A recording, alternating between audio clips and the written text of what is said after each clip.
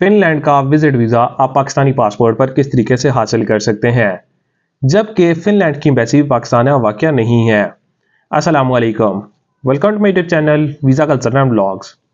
Visa culture and vlog साथ मैं हूं आपका दोस्त जिशान सदीक।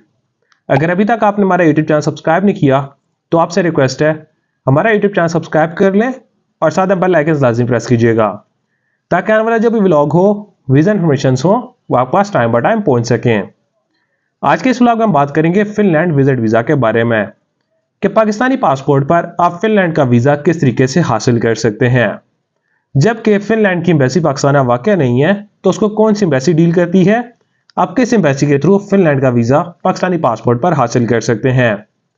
अगर आप फिनलैंड का वीज़ा हासिल करना चाह रहे हैं या आपको इन्फॉर्मेशन चाहिए तो इस वीडियो को एंड तक देखिएगा ताकि सारी इन्फॉर्मेशन आपको इस वीडियो से मिल सकें। वीडियो के लास्ट में आपको बताएंगे कौन सी दो मेजर मिस्टेक्स हैं जो आप करते हैं तो आपका वीज़ा 100% रिफ्यूज हो जाता है। अगर दो वो मिस्टेक्स आप नहीं करेंगे तो आपके वीज़ा लगने के चांसेस 99% हो जाते हैं। फर्स्ट ऑफ ऑल हम बात करते हैं फिनलैंड के वीज़ा आप किस तरीके से अप्लाई करते हैं, फिनलैंड को कौन सी एम्बेसी डील करती है। फिनलैंड की एम्बेसी पाकिस्तान में वाक़या नहीं है तो उसका वीज़ा अप्लाई करने के लिए आपको नीदरलैंड एम्बेसी के थ्रू सारा प्रोसेस करना पड़ता है। नीदरलैंड एम्बेसी का जो ऑथराइज्ड ड्रॉप बॉक्स है VFS ग्लोबल इसका ऑथराइज्ड ड्रॉप बॉक्स है। आपको first of all VFS global की अपॉइंटमेंट लेनी पड़ती है।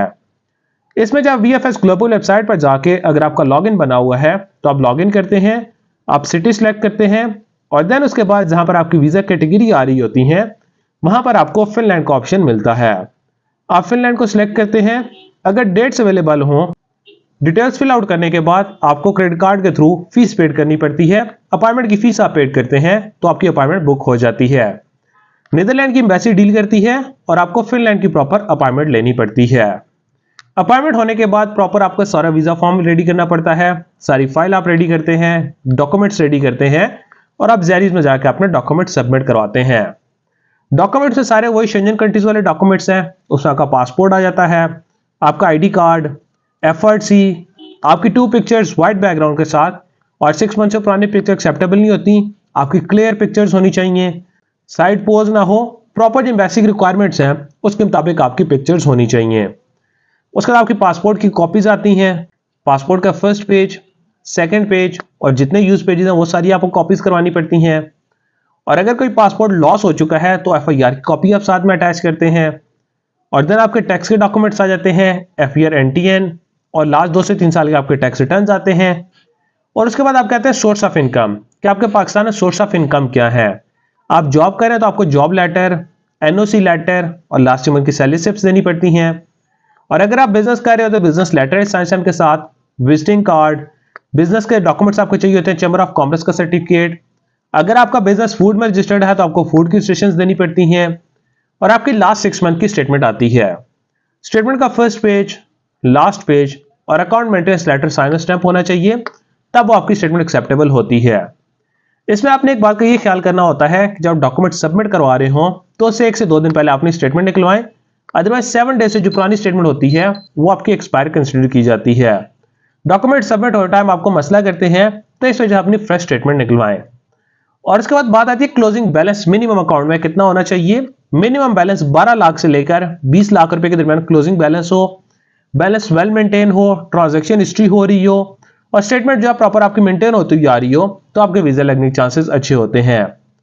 और देन उसके बाद ट्रैवल के डॉक्यूमेंट्स आ जाते हैं। वीजा फॉर्म है, ticket itinerary, hotel booking, travel health insurance, Covid plus travel health insurance चाहिए होती है। जितने डेज का आपका ड्यूरेशन ऑफ स्टे होता है तो उससे 2 दिन की आप एक्स्ट्रा बुकिंग कर सकते हैं।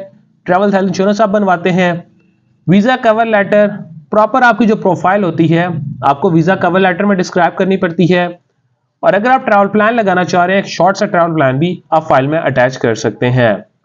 और अगर कोविड वैक्सीनेशन कार्ड या पुलिस का सर्टिफिकेट है तो भी आप डॉक्यूमेंट्स में अटैच कर सकते हैं। तो ये सारे डॉक्यूमेंट्स की आपकी फाइल बन जाती है। और इसके बाद बहुत सारे लोगों के पास सपोर्टिंग डॉक्यूमेंट्स होते हैं, प्रॉपर्टी के डॉक्यूमेंट्स होते हैं। तो बहुत सारे लोगों का क्वेश्चन होता है कि क्या हम प्रॉपर्टी के डॉक्यूमेंट्स फाइल में अटैच कर सकते हैं या नहीं। प्रॉपर्टी के डॉक्यूमेंट्स आप फाइल में अटैच कर सकते हैं, लेकिन बहुत सारे लोगों के पास डिफरेंट सोसाइटीज की ओपन फाइल होती है। ओपन फाइल की वर्थ नहीं होती क्योंकि ओपन फाइल जिस बंदे के पास होती है उस फाइल का वही मालिक होता है। अगर फाइल आपके नाम पर है तो उसकी प्रॉपर्टी वैल्यूएशन या आपकी एग्रीकल्चर लैंड है तो उसके डॉक्यूमेंट्स जो होते हैं आपको प्रॉपर प्रॉपर्टी वैल्यूएशन लगानी पड़ती है। अगर कोई रेंटल एग्रीमेंट है, आपने कोई स्पेस रेंट पे दिया हुआ है, तो रेंटल एग्रीमेंट साथ में अटैच कर सकते हैं। क्रेडिट कार्ड की स्टेटमेंट, ये 3 से 4 डॉक्यूमेंट्स एज सपोर्टिंग डॉक्यूमेंट्स आप यूज कर सकते हैं। तो ये सारी फाइल बना के जिस दिन आपकी अपॉइंटमेंट होती है, आप जेरिस में जाकर अपने डॉक्यूमेंट सबमिट करवाते हैं। इस्लामाबाद, लाहौर, कराची तीनों सेक्टर्स में जेरिस के ऑफिसेज वाक़या हैं। तो जिस सिटी की आपकी अपॉइंटमेंट होती है, वहां पर आप जाकर अपने डॉक्यूमेंट सबमिट करवाते हैं। डॉक्यूमेंट सबमिट होते टाइम कोई आपसे इंटरव्यू नहीं होता, कोई क्वेश्चन नहीं होते, जस्ट आप वहां पर जाकर अपने फिंगरप्रिंट्स करवाते हैं और आपके डॉक्यूमेंट सबमिट हो जाते हैं, कोई इंटरव्यू नहीं होता। अगर डॉक्यूमेंट्स में कोई प्रॉब्लम ना हो तो बहुत ईजी आपके डॉक्यूमेंट सबमिट हो जाते हैं। डॉक्यूमेंट सबमिट होने के बाद आपको एक स्लिप दे दी जाती है, डॉक्यूमेंट सबमिशन की स्लिप होती है। उसके बाद प्रॉपर ट्रैकिंग नंबर होता है, आपका रेफरेंस नंबर होता है।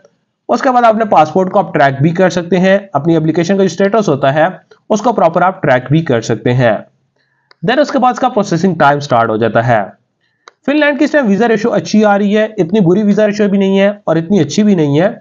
नॉर्मल वे पर वीजा रेशो आ रही है तो आप फिनलैंड का वीजा अप्लाई कर सकते हैं। प्रोसेसिंग टाइम कम से कम इस टाइम पर 6 to 7 वीक्स इस पर डिसीजन होने के लग रहे हैं। ट्रैवलिंग डेट कम से कम 8 to 10 वीक्स बाद की अपनी ट्रैवलिंग डेट उसमें ऐड करें, प्रॉपर एम्बेसी को टाइम दें तो आपके वीजा लगने के चांसेस होते हैं। और इसके बाद आप बात करते हैं डॉक्यूमेंट सबमिट होने के बाद, जैसे कि हमने वीडियो के स्टार्ट आपको बताया था, कौन सी 2 मेजर मिस्टेक्स हैं लोग करते हैं तो उनका वीजा रिफ्यूज हो जाता है। फर्स्ट ऑफ ऑल इससे मिस्टेक आती है, बहुत सारे लोग जो सैलरी पर्सन होते हैं, सैलरी उनको कैश मिल रही होती है, वो साथ में सैलरी स्लिप्स एनओसी लेटर तो लगा देते हैं, लेकिन कुछ सैलरीज होती हैं वो वेरीफाइड नहीं हो सकती। अगर आप जॉब कर रहे हैं तो सैलरी प्रॉपर आपके अकाउंट में आ रही हो, आपकी एक अच्छी हैंडसम सैलरी हो, बैलेंस मेंटेन हो, ताकि जो आपकी सैलरी की ट्रांजैक्शन है आपकी बैंक स्टेटमेंट के साथ मैच हो जाए। प्रॉपर जो आपकी सैलरी स्लिप्स होती हैं वो वेरीफाइड हो जाती हैं। और देन उसके बाद आपकी आती है होटल बुकिंग और duration of stay. Hotel booking आपकी कंफर्म्ड होनी चाहिए विद कंफर्मेशन नंबर, प्रॉपर जो आपकी इशुएंस डेट है, एक्सपायरी डेट है, अगर आप उसको इशू करना चाह रहे हैं तो कोशिश करें ऐसी होटल बुकिंग लगाएं जो रिफंडेबल हो या डेट चेंजेबल होनी चाहिए। और इसके बाद आपका आता है ड्यूरेशन ऑफ स्टे। बहुत ज्यादा लोग जहां से ड्यूरेशन ऑफ स्टे, अगर आपकी फाइल अच्छी है, 1 से 2 कंट्रीज की ट्रैवल हिस्ट्री है, तो आप 5 to 7 डेज का वीजा अप्लाई कर सकते हैं। अगर आप ऑलरेडी शेंजन ट्रैवल कर चुके हैं, किसी बड़े कंट्रीज में ट्रैवल कर चुके हैं, तो आप 10 to 12 डेज की भी ड्यूरेशन ऑफ स्टे वहां पर डाल सकते हैं। तो ये 2 मेजर मिस्टेक्स होती हैं लोग करते हैं जिसकी वजह से उनका वीजा रिफ्यूज हो जाता है। अगर आप फिनलैंड का वीजा अप्लाई करना चाह रहे हैं या आपको इन्फॉर्मेशन चाहिए तो स्क्रीन पर दिए कॉन्टैक्ट नंबर पर आप हमारे साथ रब्ता कर सकते हैं। अदरवाइज आप हमारे ऑफिस विजिट कर सकते हैं। Kamal express and holdings private limited, Islamabad D Chowk हमारा ऑफिस है, तो आप हमारे ऑफिस विजिट कर सकते हैं ताकि हम आपको ट्रैवल से रिलेटेड बेस्ट सर्विसेज प्रोवाइड कर सकें। Thank you so much.